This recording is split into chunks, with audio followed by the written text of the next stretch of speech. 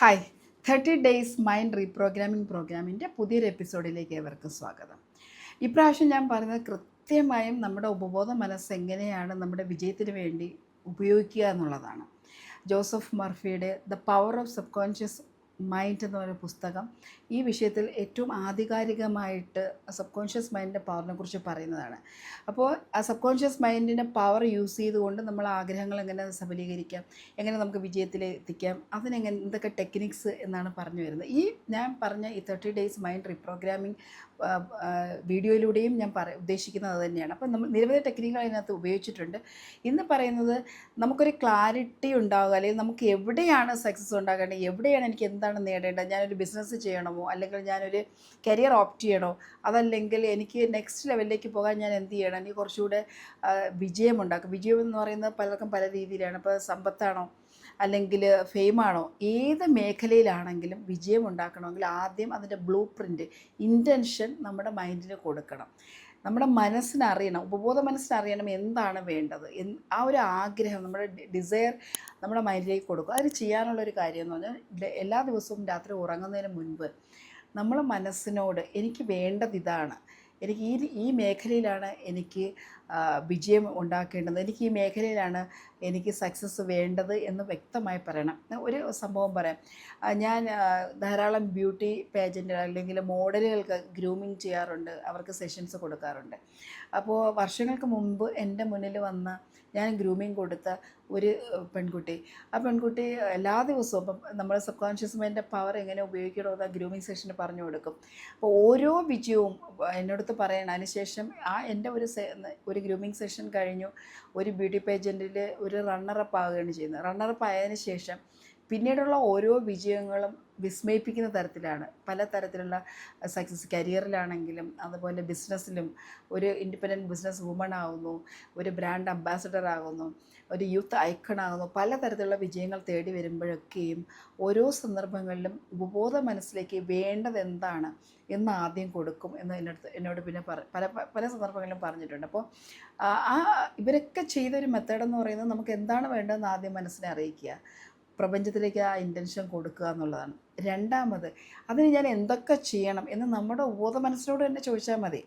അപ്പോൾ നമുക്ക് ആ ഒരു പൊസിഷനിലേക്ക് റീച്ച് ചെയ്യാൻ ഞാൻ എന്തൊക്കെയാണ് ചെയ്യേണ്ടത്, അതിന് വേണ്ട നമ്മൾ കോമ്പീറ്റൻ്റ് ആകുക എന്നുള്ളതാണ്. അതിന് വേണ്ട നോളജും സ്കില്ലും അതിന് വേണ്ട ഒരു മൈൻഡ് സെറ്റൊക്കെ ഉണ്ടാക്കിയെടുക്കണം. അത് നമ്മളെ ഉപബോധ മനസ്സിനോട് ചോദിക്കണം, എങ്ങനെയാണ് എനിക്കതിനുള്ള നോളജ് കിട്ടുന്നത്, ആരാണ് എനിക്കതിനുള്ള കറക്റ്റ് നോളജ് തരുന്നത്. ഉറപ്പായിട്ടും നമുക്ക് അടുത്ത ദിവസങ്ങളിൽ ഏതെങ്കിലും തരത്തിലുള്ള ഇൻസൈറ്റിലൂടെയോ അല്ലെങ്കിൽ ഡയറക്റ്റായിട്ടോ അതിനുള്ളൊരു ഇൻറ്റ്യൂഷനിലൂടെയോ ഒക്കെ നമുക്ക് അതിനുള്ള ബേസ് ഓപ്പണാക്കി കിട്ടും. അതും നമ്മുടെ ഉപബോധ മനസ്സ് തന്നെ നമുക്ക് ഐഡൻറ്റിഫൈ ചെയ്ത് തരും. പിന്നെ മൂന്നാമത്തെന്ന് പറഞ്ഞാൽ നമ്മൾ അത് കൺസിസ്റ്റൻ്റായിട്ട് അതിൽ വർക്ക് ചെയ്യുക എന്നുള്ളതാണ്, ഇംപ്ലിമെൻറ്റേഷനാണ്. അപ്പോൾ നമ്മൾ ഡ്രീം, അതിനൊരു ക്ലാരിറ്റി കിട്ടി, ദെൻ ഇംപ്ലിമെൻറ്റേഷൻ ലെവലിൽ നമ്മൾ കൺസിസ്റ്റൻ്റായിട്ട് അതിനുവേണ്ടി വർക്ക് ചെയ്യണം.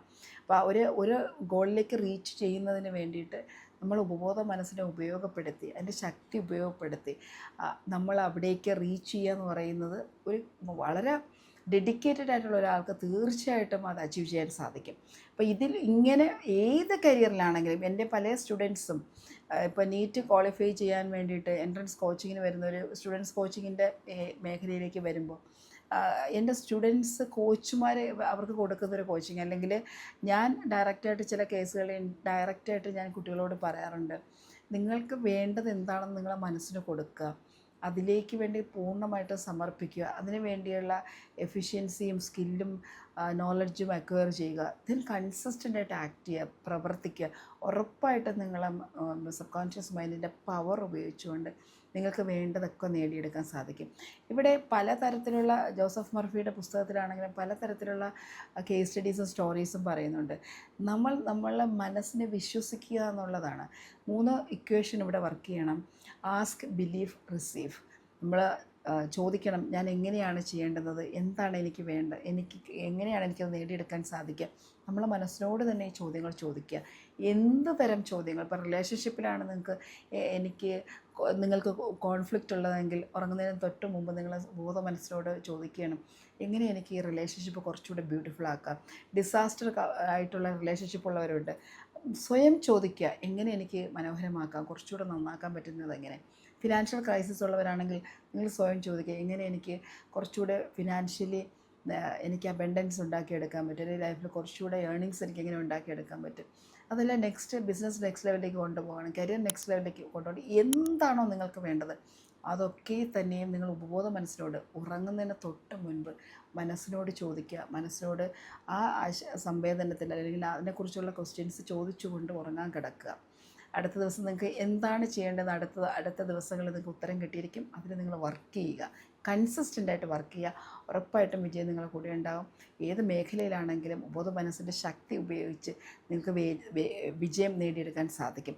അതിന് വേണ്ടിയിട്ടുള്ള ടെക്നിക്കുകളാണ് ഇനി വരുന്ന കുറച്ച് ടെക്നിക്കുകൾ നേരത്തെ ഞാൻ പറഞ്ഞിട്ടുണ്ട്. ഇനി വരുന്ന വീഡിയോകളിലേക്കും അടുത്ത വീഡിയോയിലും തീർച്ചയായിട്ടും വളരെ പവർഫുള്ളായിട്ടുള്ള ടെക്നിക്കുകൾ ഞാൻ പറയുന്നതായിരിക്കും. വീഡിയോ ഇഷ്ടപ്പെട്ടാൽ ഷെയർ ചെയ്യുക, ലൈക്ക് ചെയ്യുക, നിങ്ങളുടെ അഭിപ്രായങ്ങൾ അറിയിക്കുക. Thank you so much. നല്ലൊരു ദിവസം ആശംസിക്കുന്നു.